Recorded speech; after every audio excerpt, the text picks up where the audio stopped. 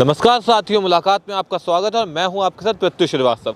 मुलाकात का सिलसिला आज आ पहुंचा है कासगंज जिले में और आज हमारे साथ मौजूद हैं सपा नेता और कासगंज सदर विधानसभा सीट से संभावित प्रत्याशी देव प्रकाश लोधी जी।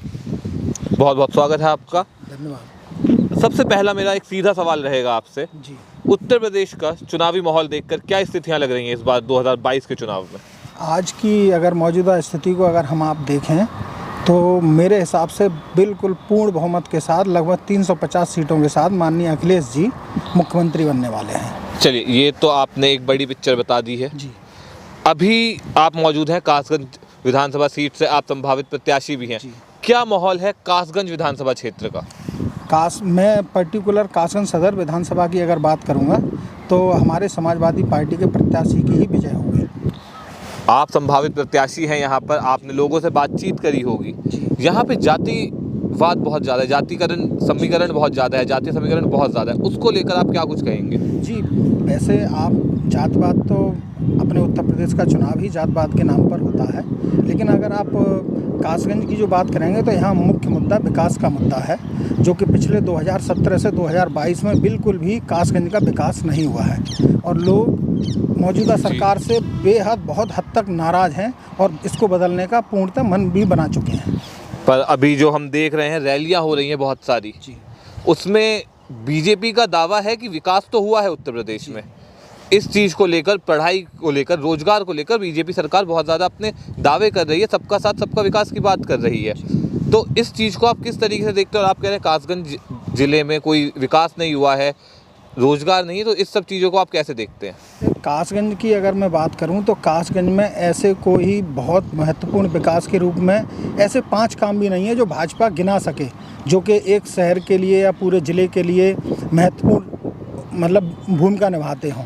अगर आप पूरी भाजपा की बात करेंगे तो उनकी कथनी करनी में बहुत अंतर है। वो बातें तो विकास की करते हैं, लेकिन उनका एजेंडा हमेशा धर्म की राजनीति करने का रहा है और विकास के नाम पर कासगंज के धरती पर किसी भी प्रकार का कोई भी महत्वपूर्ण कार्य नहीं हुआ है। अभी आप बीजेपी का वो दावा कर रहे हैं, इससे पहले सभा प्रत्याशी भी यहाँ पे रहे हैं। जी, अभी ये 5 साल योगी जी के रहे हैं जिसमें नहीं, आप कह रहे हैं कि विकास नहीं हुआ। उससे पहले जी, अगर हम 2012 से 2017 तक माननीय अखिलेश जी के मुख्यमंत्रित्व काल की बात करें तो कासगंज के अंदर 100 शैय्या अस्पताल अखिलेश जी के टाइम में बना था।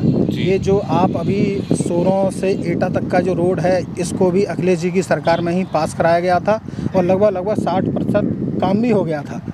और इसके अलावा मैं बताऊं, ये बाईपास बना हुआ है। यहाँ की GGIC में गर्ल्स इंटर कॉलेज है, उसके अंदर 18 कमरे अलग से बनाए गए थे। बहुत सारे काम ऐसे हैं जो मैं आपको गिना सकता हूँ और जो हुए हैं।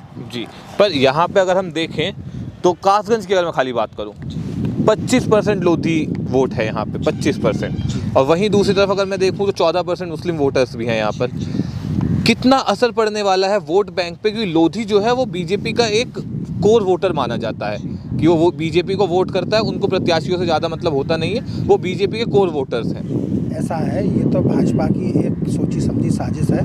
लोधी कभी भी भाजपा का बेस वोटर नहीं रहा है। लोधी हमेशा विकास की राजनीति का पक्षधर रहा है और इस बार लोधी ने भी मन बनाया है कि वो माननीय अखिलेश जी के नेतृत्व में समाजवादी पार्टी से जुड़ने को तैयार है।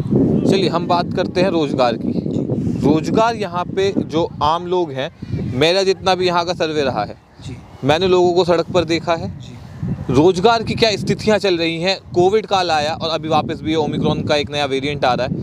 किस तरीके से लोगों का राशन फ्री दे दिया सरकार ने, सब कुछ कर दिया, पर रोजगार एक बड़ा मुद्दा रहा है उत्तर प्रदेश में अभी तक। मैं अपने लोकल कासगंज की बात बताता हूँ। कासगंज की रोजगार की स्थिति बहुत ही भयावह है, क्योंकि यहाँ पर किसी प्रकार की कोई इंडस्ट्री नहीं है, किसी प्रकार का कोई ऐसा बहुत महत्वपूर्ण नौकरियों की स्थिति तो पूरे उत्तर प्रदेश में ही बहुत खस्ता हाल है। और रही बची कसर जो थी वो कोविड काल में बहुत गंदे मिसमैनेजमेंट के थ्रू उत्तर प्रदेश सरकार ने सबकी नौकरियों को बर्बाद कर दिया। यहाँ तक कि आज की स्थिति में कासगंज का व्यापारी भी इतना दुखी है कि उसका व्यापार आधे से भी कम रह गया है।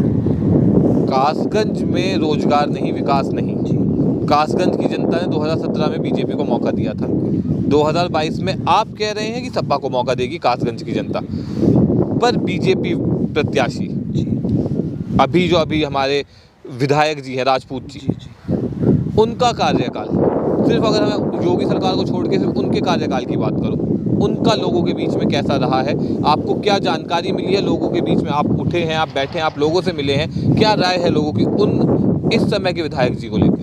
हमारे यहाँ के मौजूदा जो विधायक हैं उनकी स्थिति इतनी खराब है कि उन्होंने हर गांव में पार्टीबंदी की है, उन्होंने भ्रष्टाचार को बढ़ावा दिया, उन्होंने अवैध खनन को बढ़ावा दिया, अवैध वसूली को बढ़ावा दिया, और उन्होंने चाहे रोड हो, चाहे और किसी प्रकार के विकास कार्य हों, गाँव की सड़कें हों, उन सब के ठेके ज़्यादा से ज़्यादा अपने लोगों को दिए, जिनमें बहुत हद तक 80% तक सिर्फ भ्रष्टाचार हुआ। तो इस चीज़ की मैं आपसे सीधा सवाल कर रहा हूँ, इस चीज़ का आप किस हिसाब से आप दावा कर रहे हैं कि अगर आपकी पार्टी आती है या फिर आपका प्रत्याशी आता है तो ये काम नहीं होंगे, ये काम बंद रहे? क्योंकि उत्तर प्रदेश में और कासगंज में खास तौर से अपराध की दरें भी हमेशा बढ़ी हुई रही हैं।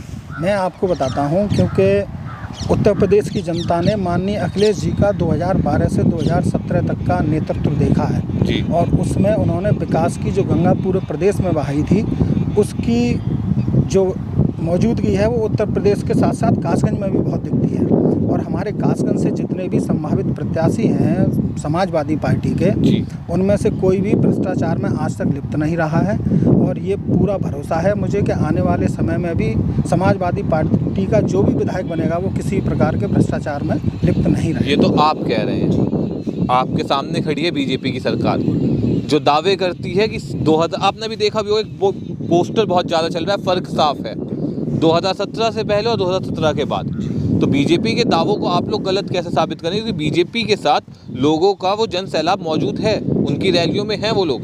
मैं साथ ही साथ ये बात मानता हूँ कि जन विश्वास यात्रा में अखिलेश जी के साथ भी वो जन सैलाब है, पर इस चीज़ को इस एक जो उन्होंने मोटिव बना दिया है, एक पिक्चर बना दिया, फ़र्क साफ है, तो इसको आप लोग अब किस तरीके से साफ करेंगे? ये उन्होंने जो फ़र्क साफ है वाली जो मूवमेंट चलाई है, उसमें आपने देखा होगा कि उन्होंने सब झूठे वादे किए हैं और झूठी तस्वीरें दिखा रहे हैं। आपको याद होगा कुछ दिन पहले उन्होंने एक फ्लाईओवर दिखाया था, वो फ्लाईओवर बंगाल का फ्लाईओवर निकला। इसी तरीके से वो आज भी बहुत सारी ऐसी चीज़ें दिखा रहे हैं जो कभी 2012 से 17 के बीच में थी ही नहीं, और उसका कटाक्ष करने के लिए हमारे माननीय राष्ट्रीय अध्यक्ष जी ने भी निर्देश दिया है सभी को कि उनके इन फर्जी दावों की पोल खोलें। और उसी की वानगी में इलाहाबाद में आपने देखा होगा कि हमारे लोगों ने भी फ़र्क साफ है के पोस्टर लगाए थे और उसमें हमने दिखाया था, तो उसमें मौजूदा प्रशासन हमारे लोगों को धमकाने का काम कर रहा था। माननीय योगी जी का सिर्फ और सिर्फ फर्जी विकास है, उनका एक ही लक्ष्य रहता है कि वो लोगों को बुलडोजर से डराना चाहते हैं, धमकाना चाहते हैं। और आप अगर उनकी मौजूदा स्थिति देखें तो मुझे नहीं लगता कि उनको पूरे उत्तर प्रदेश में 100 सीटें भी मिलने वाली हैं, क्योंकि उनके विकास की सभी को सच्चाई पता चल चुकी है। चलिए, आपने भी बुलडोजर की बात करी।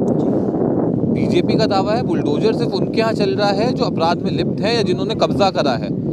तो इस चीज़ को आप बुलडोजर नाथ का नाम आपकी पार्टी के लोगों ने दे दिया उनको कि बुलडोजर नाथ है योगी आदित्यनाथ, पर वो अपराध के खिलाफ कार्रवाई कर रहे हैं, उनका ऐसा कहना है।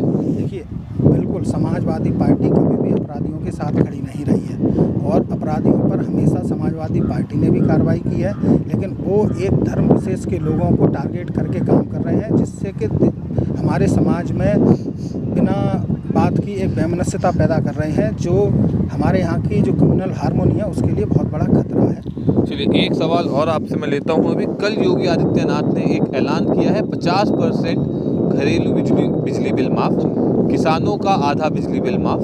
किस तरीके से आप इस योगी जी के फैसले को देख रहे हैं? देखिए, ये योगी जी का फैसला हमारे माननीय राष्ट्रीय अध्यक्ष जी ने जब 300 यूनिट मुफ्त देने का ऐलान कर दिया था, सिंचाई गांव के ट्यूबवेल से जो भी सिंचाई होगी वो मुफ्त करने का ऐलान कर दिया था, उसके बाद एक काउंटर के रूप में आया है और जनता ये सब जानती है, क्योंकि अगर इनको जनता का भला चाहिए होता तो ये पिछले 4.5 साल में करते, लेकिन उन्होंने बिल्कुल अंतिम समय पर आकर सिर्फ एक कोशिश की है, लेकिन जनता इनकी सच्चाई जानती है कि ये जनता के हित में कोई भी काम नहीं करते। चलिए, बहुत बहुत धन्यवाद आपका। अभी तक जितनी मैंने बात करी उन सब में मुझे इतना जानने को मिला है कि हमारे देव प्रकाश लोधी जी का कहना है कि समाजवादी पार्टी 350 पार कर रही है उत्तर प्रदेश में इस बार। कितनी इस बात का ज़मीनी हकीकत क्या है ये भी हम आपको दिखाएंगे अपने साथ, ये भी हम आपको बताएंगे। हम कासगंज के लोगों से भी बात करके आपको सारी डिटेल्स देंगे। पर आज के लिए, अभी के लिए मुलाकात में इतना ही। और मुलाकात के साथ जुड़े रहने के लिए आप मुलाकात को शेयर करिए, इस वीडियो को ज़्यादा से ज़्यादा, और मुलाकात के फेसबुक पेज और यूट्यूब पेज को सब्सक्राइब करिए। धन्यवाद।